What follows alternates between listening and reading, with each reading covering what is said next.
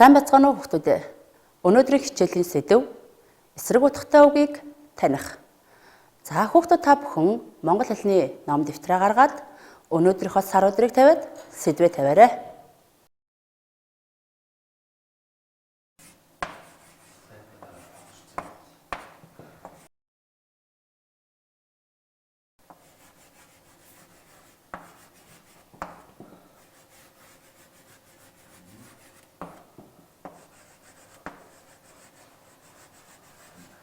Нэгэн хотын захад заан амьдардаг байжээ. Тэр заан өдөр бүр ус уухаар гол руу очино. Тэнд нэг охтон амьдардаг байв. Заан усаа ууж цадаад охтны нүхийг усаар дүүргэж сүйтгэдэг байв. Охтон миний өчүүхэн орон байрыг битгий сүйтгэеч гэж гуйсан ч заан огт тоосон шинжгүй сүйтгэсээр л байв. Ингээд охтон заантай дайн зарлахаа ард иргэдэд мэдгэтгэхээр явжээ. Ингээд охтон ард иргэдээр очиж та нар хурдан нүүцгээ би заантай тэмцэнэ гэж хэлсэн ч баян ардууд энэ муу өчүүхэн охтон яаж тэр том заантай тэмцэх вүлээ гэд огт тоосон шинжгүй нүүсэн гүгнэ. Гэвч ядуу ардууд охтны үгэнд орж бүгд нүүж гинэ. Ингээд охтон зааныг ус уухаар ирэхэд хамрынхан нөхрөө нь орж уушиг зүрхийг нь уурж эхэлжээ. Ингээд заан тэсгийн аргагүй цовхчиж зүхтан явлаа. Ингээд охтон зааныг ялж амар тайван амьдарчээ. За хүүхдүүд та бүхэн сая багшийнхаа үлгэрийг анхааралтай сонссон бах. Энэ үлгэрийг хүүхдүүд та бүхэн сайн мэддэг үлгэр. Заан охтон хоёр гэсэн үлгэрийг багш нь сая ярьлаа. За үлгэрт юуны тухай гарсан бэ? Альва зүйлийг жижиг гэж дээрлэхэж ингэж муухай зан гаргаж болох нь хүүхдүүд ээ? Заан охтны гэрийг сүйтгэж маш муухай зан гаргасан. Ингээд охтон тэсгийн аргагүй болж заантай тэмцэж байгаа. Тэгэхээр аливаад ингэж дээрэнгүй хандаж болохгүй нэ. За сая үлгэрт маань ямар хоёр амьтны тухай гарлаа? Заан, охтон. За энэ хоёр амьтны тухай гарсан. За хүүхдүүд та бүхэн одоо энэ хоёр амьтныг сайтар ажиглана шүү. Энэ хоёр амьт. Одоо дэвтэр дээрээ гарчигныхаа доор хоёр баг нь үүсгээд заан, охтон гэд бичээрэй хүүхдүүдээ.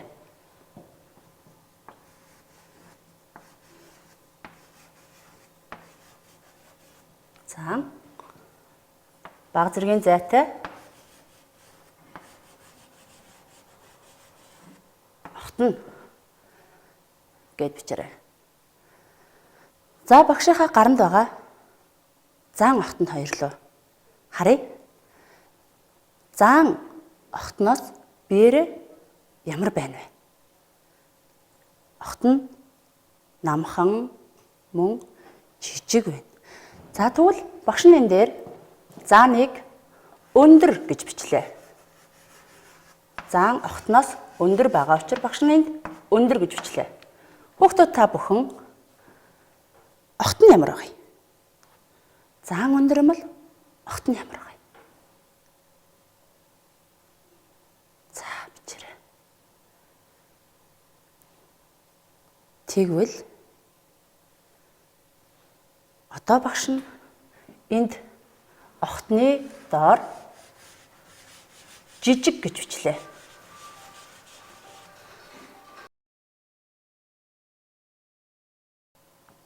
Жижиг гэж бичлээ.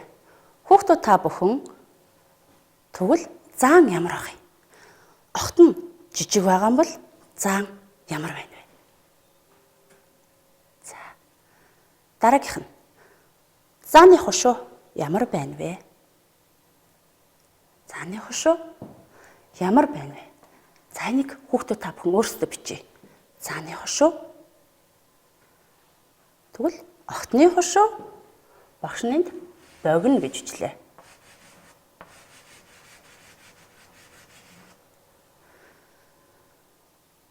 За одоо хоёр амьтналгаа дахиад нэг харъя. Биеийн жингээрээ ямар байна вэ? За тэгвэл багш нь тэнд зан хүнд гэж бичье. Хүүхдүүд та бүхэн багшаага зан хүнд гэдэг бичиж байхад огт нь ямар байх вэ? Харъя. За бичье.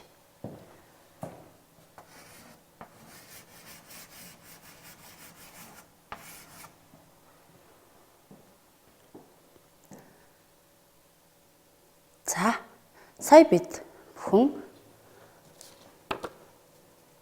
зан огт нь хоёрынхоо онцлог шинжүүдийг харьцуулан бичлээ.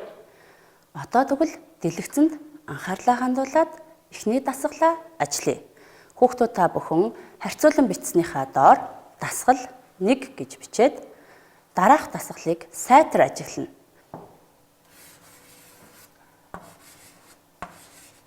Дасгал 1 гэж бичээд дэс дугаар тавья.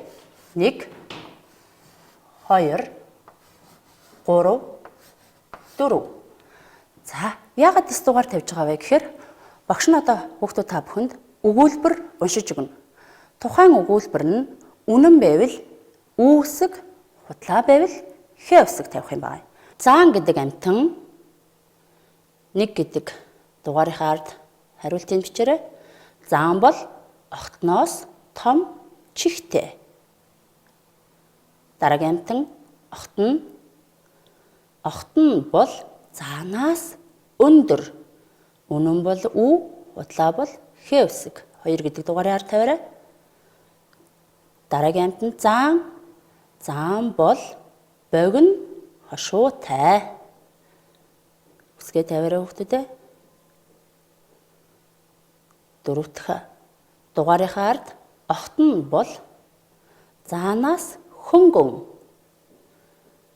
За 2 тохирох үсгнийхаа аль нэгийг тавина.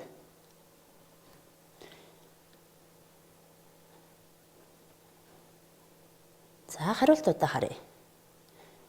Үнэн, худал, үнэн. За худлаа хариултуудын доогуур зураас гарч ирж байна. Хүүхдүүд та бүхэн одоо худлаа хариулсан өгүүлбэрийг зөв болгож бичээрэй.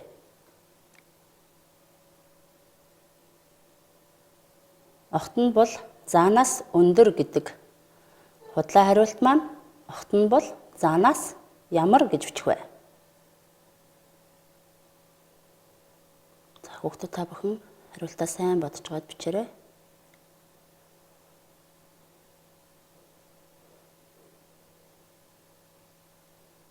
Дараагийн худлаа хариулт маань заан бол богино хошуутай гэсэн асуулт маань худлаа хариулттай гарч ирсэн. Бид түрүүн харьцуулан харж байхад заан ямар хошуутай байлаа? Хүүхдүүд та бүхэн худлаа өгүүлбэрийг хуулах шаардлагагүй зөвхөн өөрсдийн бодож байгаа зөв өгүүлбэрийг бичнэ шүү. Заан бол богино хошуутай гэдгийн зөв хариултыг л бичнэ.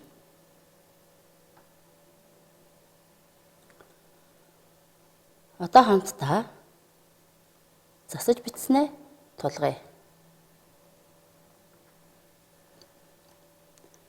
Огт нь бол заанаас өндөр. За үүнийг хүүхдүүд та бүхэн огт нь бол заанаас нам буюу намхан гэж бас бичсэн байж болно. Заан бол богино хошуутай. Зөв хариулт гарч ирж байна. Заан бол урт. Заан бол урт хошуутай амт шүү дээ.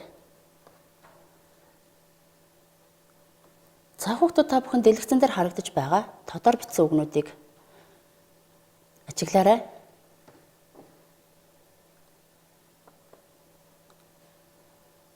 Тодруулсан үгсийг ажиглаж ярилцъя.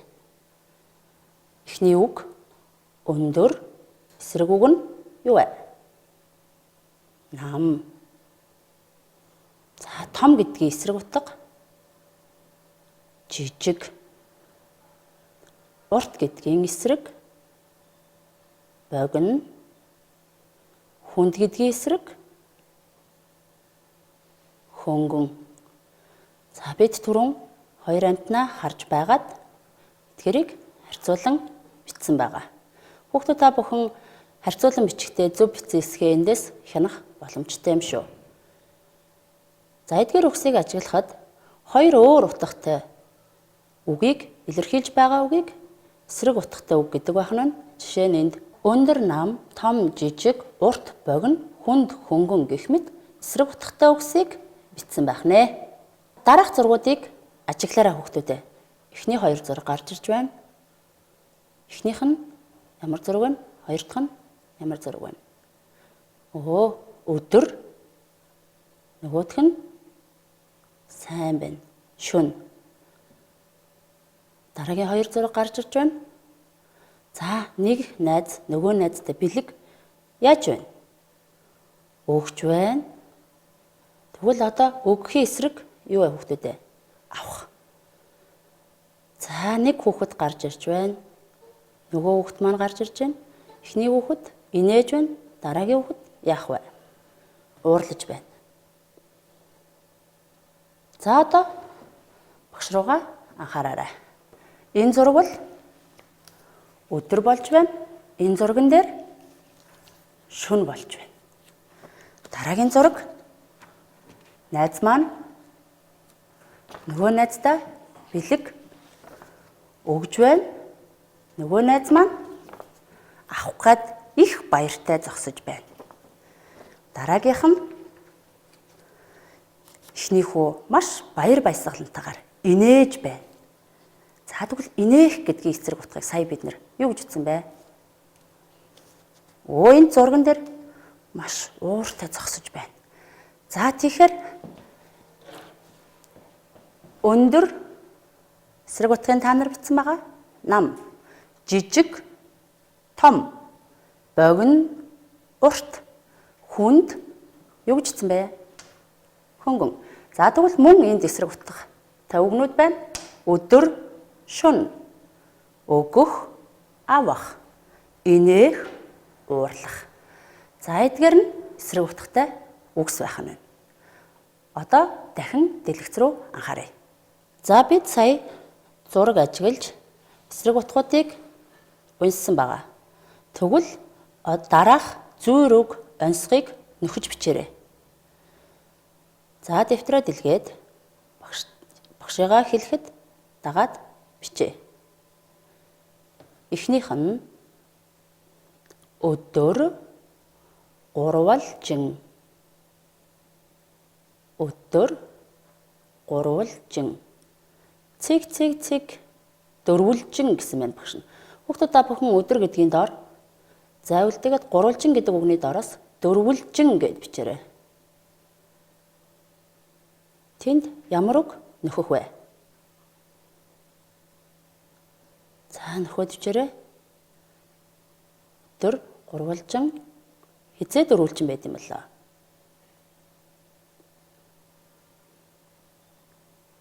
За дараагийнх нь авахдаа бүхийх.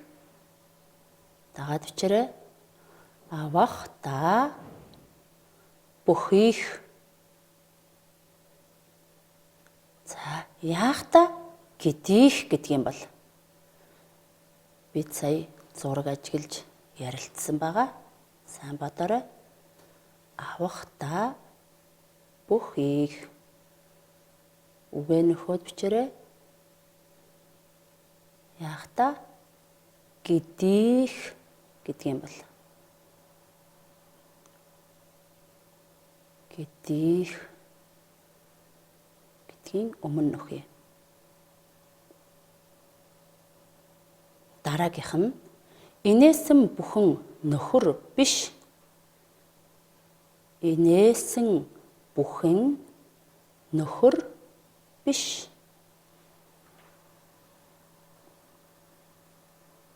Инээсэн бүхэн нөхөр биш. За инээсэн гэдгийг эсрэг утгаар илэрхийлэгдэх нь цэг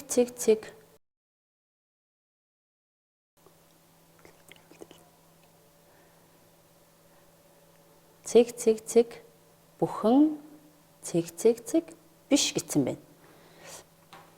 За нөхөр гэдгийг хүүхдүүд та бүхэн найз нөхөр гэдэг утгаар нь бодож нөхөн шүү. Инээсэн бүхэн нөхөр биш. Яасан бүхэн юу биш байд юм лээ.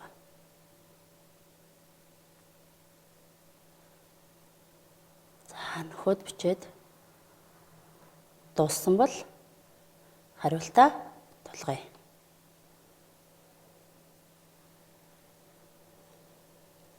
За энэ бол сурах хүчгийн 125 дугаар хуудсан дээр байгаа.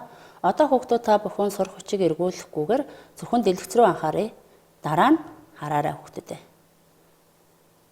За эхнийх нь өдөр гурвалжин, шөнө дөрвөлжин. Энэ юу юм болоо хүүхдүүдээ? Онцгой зүрэг үү? За энэ бол онцгой байх нь байна.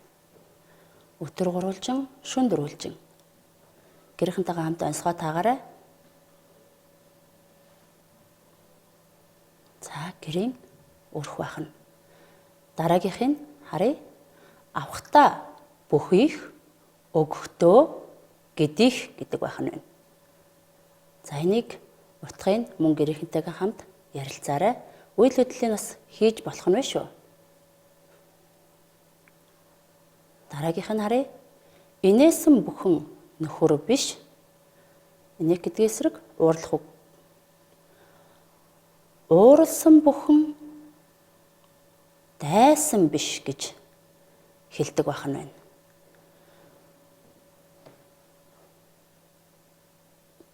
За хариултаа тулгаад хэрв алтаатай бичсэн байвал засаж бичээрэй хүүхдүүдээ.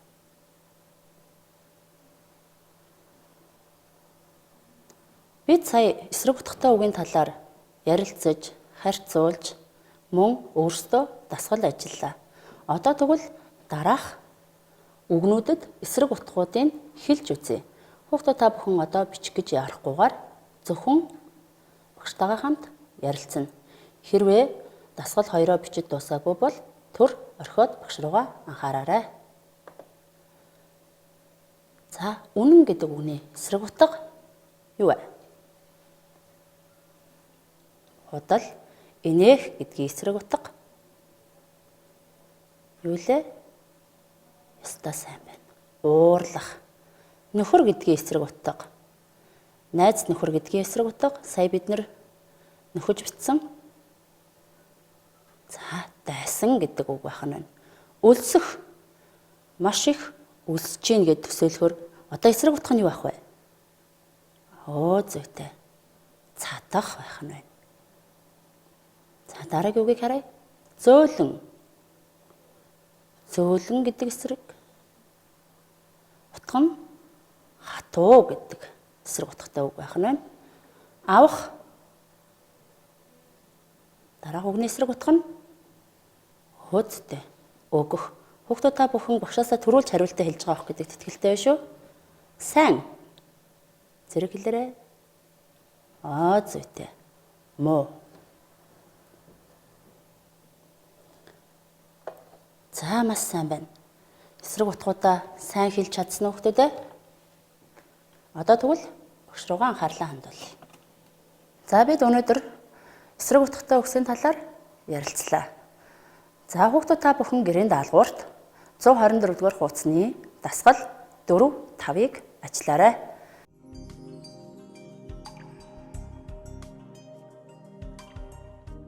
Ингээд өнөөдрийн хичээлд идэвхтэй оролцсон хүүхдүүдтэй баярлалаа. Баяртай.